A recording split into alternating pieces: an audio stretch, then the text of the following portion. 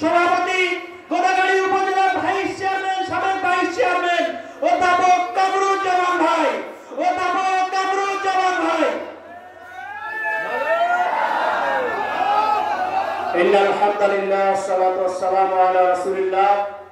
আলহামদুলিল্লাহ, মহান আল্লাহ তাআলার দরবারে লাখ কোটি শুকরিয়া আদায় করছি যে আল্লাহ তাআলা অত্যন্ত মেহেরবানি করে জামাতের মতো একটি সংগঠনকে সুষ্ঠু পরিবেশ দিয়ে আজকের সমাবেশ করার তৌফিক দান করেছেন। সকলে বলছি আলহামদুলিল্লাহ।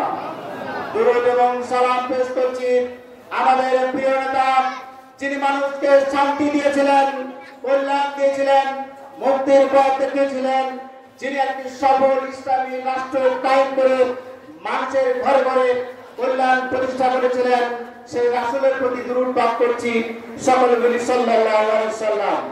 আজকের এই অনুষ্ঠানের সম্মানিত প্রধান অতিথি গোদাগাড়ী তানোরের সাবেক এমপি, জামাত ইসলামীর কেন্দ্রীয় নায়েব আমির অধ্যাপক মুজিবুর রহমান, উপস্থিত আছেন রাজশাহী জেলার সম্মানিত আমির অধ্যাপক আব্দুল খালেদ, ইতিমধ্যে বক্তৃতা দিয়েছেন রাজশাহী জেলা শিক্ষা বিভাগের সভাপতি ডক্টর ওবায়দুল্লাহ, উপস্থিত আছেন উপজেলা আমির মাস্টার নুমায়ন আলী, উপস্থিত আছেন পৌরসভার আমির জনাব আনোয়ারুল ইসলাম, মঞ্চে উপবিষ্ট বিভিন্ন পর্যায়ের নেতৃবৃন্দ, প্রাণ প্রিয় গোদাগাড়ীবাসী, আসসালামু আলাইকুম ওয়া রাহমাতুল্লাহ।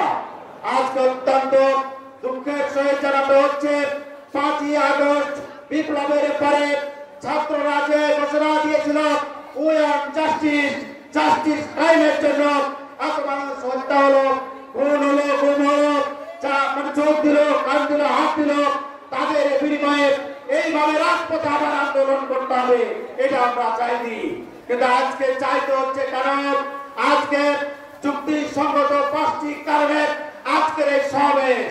আপনারা জানেন জুলাই যে সনদ, এই সনদ বাস্তবায়নের এক দফা দাবি আপনারা কি মানতে রাজি আছেন?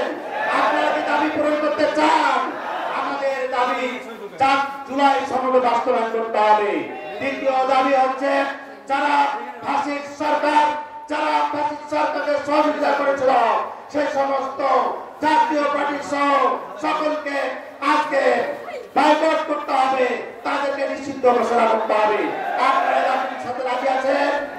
যারা এই সময়ে যুদ্ধ অপরাধের মানবতা বিরোধী অপরাধ করেছিল তাদের বিচার বাস্তবায়ন করতে হবে। এই সমস্ত দাবি, সর্বশেষ দাবি হলো পিয়ার পদ্ধতির মাধ্যমে দেশে একটি সুষ্ঠু, নিরপেক্ষ, লেভেল প্লেইং ফিল্ড গঠন করতে হবে। আজকে পিয়ার নিয়ে নানা কথা বলা হচ্ছে। একজন বক্তা সেদিন বলেছেন পিয়ার বাংলাদেশের 1% মানুষ নাকি বুঝে না। আমি জিজ্ঞাসা করতে চাই, আপনি কি জানেন বর্তমান যে পদ্ধতিতে আজকে নির্বাচন হচ্ছে এই পদ্ধতির নাম কি? বাংলাদেশের 0% মানুষও জানে না, শিক্ষিত মানুষও জানে না যে এই পদ্ধতির নাম কি। তাহলে যে পদ্ধতির নাম একজন মানুষও জানে না, সেই পদ্ধতিতে যদি নির্বাচন হতে পারে, আজকে পিয়ার পদ্ধতির কথা জরিপে দেখা গেছে 71% মানুষ এই পিয়ার পদ্ধতি চায়। সম্মানিত ভাইয়েরা আমার, বর্তমান পদ্ধতিতে একজনকে নির্বাচিত করতে হলে প্রার্থীকে পরিচয় দিতে হয়, আমার দলের পরিচয় দিতে হয়। একবার প্রার্থীর পরিচয়, একবার দলের পরিচয়। পিয়ার পদ্ধতি এমন একটি সহজ পদ্ধতি, প্রার্থীর কোনো পরিচয়ের দরকার হয় না, এখানে দলের পরিচয় ভোট হয়। আপনি ভোট দিবেন ডাইপাল্লায়, আপনি ভোট দিবেন কলা গাছে, আপনি ভোট দিবেন আম গাছে। যে দল যে প্রতীক নিয়ে আছে সেই দল যে পরিমাণ ভোট পাবে তার 500টি যদি তিনি এমপি প্রার্থী পাবেন। এক দল যদি 1% ভোট পায় সেই দল 3 জন এমপি পাবেন।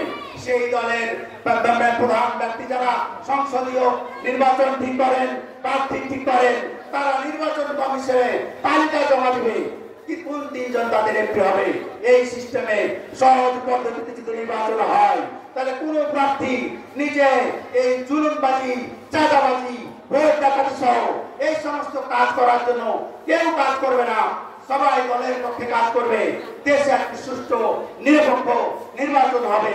আর একটি বিষয়, আমরা যে গ্রাম্য বিচার করি, বিচারের সময় একজন মেম্বার যদি বিচার করেন তাহলে আসামি পক্ষে এবং বাদী পক্ষের 2 জন লোক নাই এবং বিচারক নিজেও তিনি তার পক্ষে কিছু লোক নিয়ে জুরিবোর্ড গঠন করে একটা সালিস নির্বাচন করে।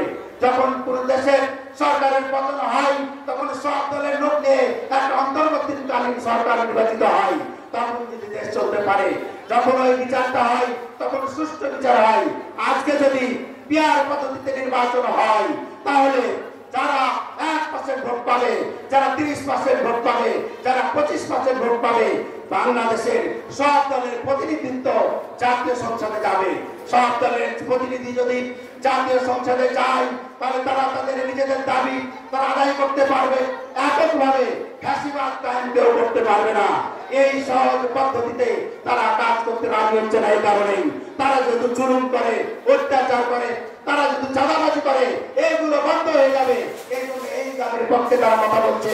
সবাইকে ধন্যবাদ জানিয়ে আগামী দিনে পিয়ার পদ্ধতির পক্ষে সবাইকে সোচ্চার হওয়ার আহ্বান জানিয়ে আমার বক্তব্য শেষ করছি। আসসালামু আলাইকুম ওয়া রাহমাতুল্লাহি ওয়া বারাকাতুহু।